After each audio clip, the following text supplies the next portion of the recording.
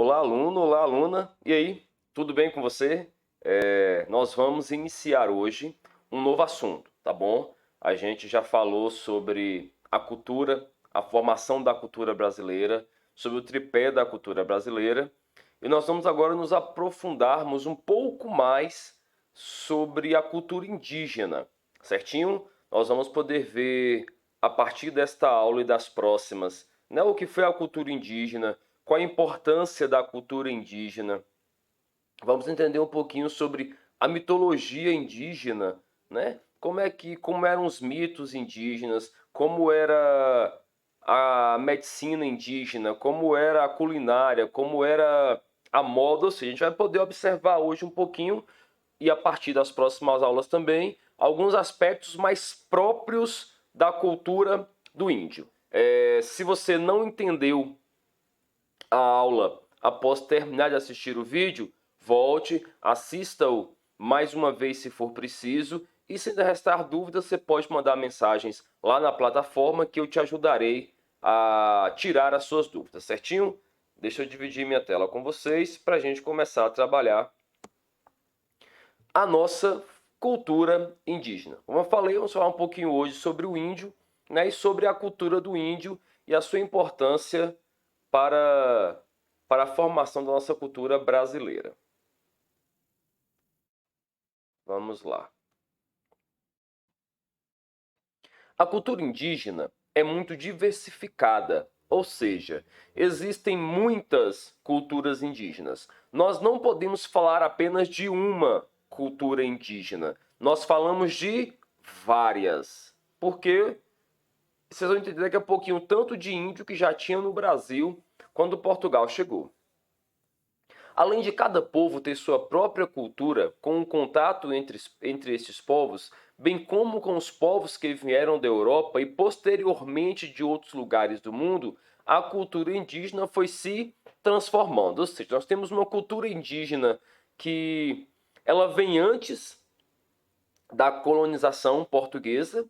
Nós temos uma cultura indígena que se modifica durante todo o processo de colonização com o português e depois com a chegada de outros povos europeus e também com o próprio africano. E nós temos uma cultura que depois, já com o Brasil firmado e tudo mais, uma cultura que ainda se modifica ainda mais. A gente pode dizer que o índio de hoje não é o mesmo índio de antigamente. Né? Os costumes indígenas de hoje, algumas tribos ainda fazem questão de manter alguns rituais, algumas situações exatamente idênticas, mas a maior parte, né, da cultura indígena hoje ela já está muito modificada por conta de todo o mundo moderno que nós temos. Portanto, a cultura indígena hoje não é igual à que eles praticavam antes da chegada dos europeus, como acabei de explicar isso para vocês. Cerca de 3,5 milhões de índios habitavam o Brasil na época do descobrimento. Olha para vocês verem que interessante. Quando Portugal chegou no Brasil, nós já tínhamos 3,5 milhões de índios morando aqui no Brasil. Os historiadores estimam que no início do século XVI havia 4 agrupamentos linguísticos principais, tá? Início do século XVI, 4 agrupamentos principais: os Tupim-Guarani, o G, Caribe e os Aruaque. Essas famílias linguísticas compartilhavam o mesmo idioma e culturas semelhantes.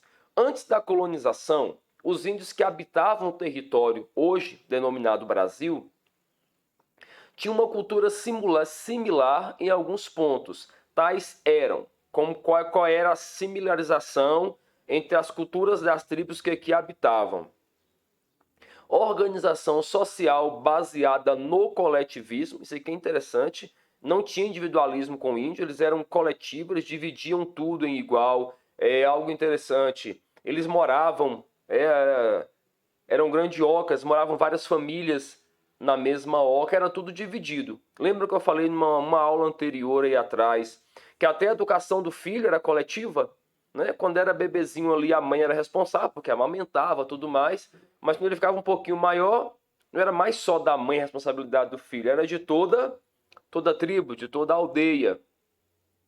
A ausência de política, vocês sabem o que é política, né? É um sistema que rege, então eles não tinham isso, então o pajé era o curandeiro, era o cara que estava ali à frente e todo mundo meio que se ajudava e governava junto. E política, Estado e governo, ausência de moeda e de trocas mercantis, religiões politeístas baseadas em elementos da natureza. Eles não compravam nem vendiam. Tudo que eles produziam era para o bem comum, tudo que eles caçavam era para o bem comum. E a religião deles era uma religião politeísta. Professor, o que é alguém ser de religião politeísta? É fácil. É alguém que acredita em vários deuses. E esses deuses indígenas, eles estavam associados à natureza. Nós vamos entender um pouquinho sobre a mitologia indígena nas próximas aulas. Mas nós vamos poder perceber que todos os deuses dos índios na época eles estavam associados sempre a um elemento ou algum fato importante da natureza. Então a gente descobriu aqui agora que o índio vivia no coletivo, dividia tudo com todo mundo, né? E ele não tinha essa individualidade. É meu, fui eu que plantei, fui eu que cacei. Não.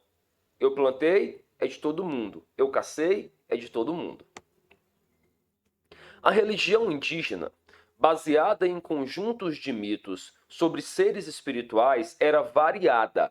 Entretanto, era comum a crença em entidades espirituais que habitavam o mundo material. Olha que interessante. Eles acreditavam em vários seres espirituais. Já vimos o que é mito nas aulas anteriores, né? Eles tinham várias histórias que rodavam em tudo isso daí. E na cabeça dos índios, essas entidades, esses deuses dele eram seres espirituais que habitavam a floresta, né? Que habitavam onde eles viviam, onde eles moravam. Também se acreditava em potências espirituais encarnadas por animais e na existência de pessoas que poderiam estabelecer o contato com o mundo espiritual. São os pajés. Os pajés, eles eram, como eu falei, era o médico, né? O pajé, quem era o curandeiro, quem fazia as poções, quem mexia com as plantas. Era o pajé, que era o cara responsável por toda a sabedoria da aldeia. Então ele ensinava, ele passava. O que eu estou fazendo aqui de aula com vocês, quem fazia isso era o pajé. E o pajé tinha um poder sobrenatural. O pajé conseguia conversar com os mortos. O pajé conseguia falar com pessoas que não estavam mais nessa vida. O pajé conseguia conversar com essas entidades, com esses deuses, né? Tupã, Iara, tantos deuses que povoavam a época, e conseguia fazer essa relação, mundo dos vivos e mundo dos mortos. Então o pajé era uma figura extremamente importante na cultura indígena. Um pouquinho da mitologia, só assim um pedacinho. Nós vamos estudar ela muito mais a fundo em outras aulas. Eu estou só hoje mesmo trazendo para vocês uma pincelada de cada coisa para a gente poder aprofundar nas próximas. Tupã era o ser sobrenatural supremo que controlava a natureza. Um ser sobrenatural supremo é um ser que manda em tudo, tá? É um ser extremamente poderoso. Como é comum nas religiões, a identificação de seus deuses com os seus povos era representada pela figura de um índio poderoso, um índio forte, um índio musculoso. Além desse deus, professor, o senhor errou, o senhor escreveu Deus com letra minúscula, professor, Deus é com letra maiúscula. Não errei. Esses deuses que nós falamos em mitologia, Tupã, Abaçaí, Zeus, Afrodite, sei lá qual for o deus, é um deus com letra minúscula. Deus com letra maiúscula é o deus do cristianismo. Certinho? Então está correto eu falar que Tupã era um deus com D minúsculo. Além desse deus, existia a figura mística do Abaçaí, que, para alguns povos, tratava-se de um espírito maléfico que perturbava a vida dos índios. Os povos tupinambá desenvolveram mitos de criação do mundo e acreditavam em sua possível destruição futura. Então, para o Tupinambá, os deuses criaram o mundo e os deuses vão destruí-lo, por meio de dilúvios que matariam todos. Eles também acreditavam em entidades como Marimonã, que teria ensinado a agricultura à humanidade, para que esta pudesse se alimentar melhor. A gente viu aqui alguns mitos que povoavam a mitologia indígena antes dos portugueses chegaram ao Brasil. A gente pode perceber que esses mitos estão associados à natureza, à caça e à pesca, à criação do mundo, né? A tudo de ruim que acontece com o índio, né? A gente associa as doenças, a gente associa as intempéries, né? Os azares que acontecem com os índios a um deus chamado Abaçaí. É Abaçaí quem causava o mal para o índio. Então, toda a mitologia indígena a gente vê aí voltada para a natureza em si. Os pajés, que são as pessoas que podem entrar em contato com as entidades espirituais, utilizam a sabedoria aprendida com os espíritos para aconselhar as pessoas e fazer rituais de cura. Quem é que dá essa sabedoria toda para o pajé? Na mitologia indígena, quem dá essa sabedoria toda são os próprios espíritos. Eles dão essa sabedoria para que o pajé possa utilizar na aldeia, tá bom? Os rituais chamados de pagelanças, as pagelanças são rituais de cura, poderiam ser feitos em festivais como forma de agradecimento e de pedido e para efetuar curas medicinais, tá bom? Isso aqui é interessante, efetuar curas medicinais. Eles envolviam, em alguns casos, música e dança, certinho? Era comum o pajé utilizar-se da inalação de grandes quantidades de fumaça de tabaco. Tabaco é o material que a gente usa para fazer cigarro. Que em transe narcótico pudesse fazer contato com os espíritos. Como é que o pajé fazia contato com os espíritos? Ele inalava muita fumaça do tabaco, ou então usava algumas plantas que são alucinógenas. Ele entrava em um transe alucinógeno e nesse transe ele dizia fazer contato com os espíritos e daí ele trazia a cura para o índio que estava doente, daí ele trazia ensinamentos, lições, aconselhamentos, trazia um rebanho de coisa, proteção para a tribo dentro desses rituais que às vezes tinham música, às vezes tinham dança ou às vezes não. Os índios utilizavam adornos corporais e pinturas com materiais extraídos da natureza, como a tintura do uruncu, os colares de peças naturais e os botoques de adornos feitos com base na arte plumária, que utiliza plumas e aves e penas. Professor, então quer dizer que o índio não fazia aquelas pinturas no corpo, não usava aqueles brincos, não é porque achava bonito? Não. Eles faziam isso porque era parte dos rituais deles. Todo o adorno, toda a pintura, todo o trabalho que o índio fazia no corpo era para identificar alguma coisa, né? Há uma importante simbologia por trás dos adornos e das pinturas corporais, que podem identificar o sexo do índio, a idade do índio, a aldeia e a posição social do índio, estabelecendo uma espécie de identidade cultural dos povos indígenas. Então eles pintavam o corpo não só por pintar, eles pintavam porque tinha um propósito. Cada pintura tinha uma simbologia, cada brinco, cada colar, né? Tem tribos que eles colocavam os negócios no lábio, que assim esticavam. Então assim, cada coisa dessa tem uma simbologia diferente.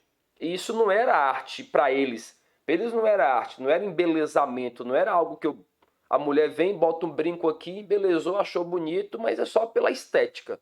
Para o índio isso não existia. O índio tinha um fundamento, ele tinha um porquê de estar fazendo isso, e para o índio isso significava a sua idade, a sua cor, onde ele morava, né, os deuses ao qual o índio adorava, dependendo dos rituais em que ele fazia junto com o pajé, as pinturas eram diferentes, então era para mostrar mesmo quem ele era.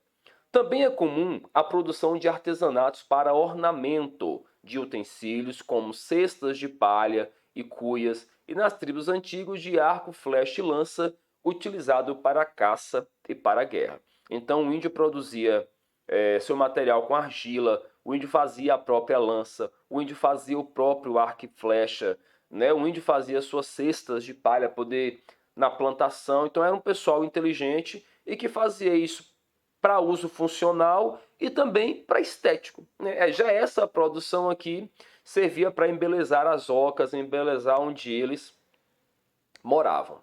Nós vimos hoje uma pincelada sobre a cultura indígena, tá bom? Uma pincelada sobre um todo. Nós vamos partir para as próximas aulas, trazendo um pouquinho mais sobre religião, culinária, sobre seus costumes, suas crenças, para a gente entender um pouquinho mais como o índio vivia e também o interessante, como o índio vive hoje, como é a tecnologia hoje, né? Como o índio hoje vive no mundo da tecnologia. Hoje é muito comum nas aldeias terem Wi-Fi, os índios terem internet, seriam até blogueiros, serem digital influencers. Nós temos hoje índios que são digital influencers, né? Então, assim, a cultura mudou, o mundo mudou, nós vamos entender como era antigamente e como eles estão hoje, tá bom? Bom dia, boa tarde, boa noite, boa madrugada, não sei que horas você está vendo esse vídeo. Se dedique, se esforce, qualquer dúvida é só dizer que a gente se ajuda, tá bom? Valeu, galera, brigadão!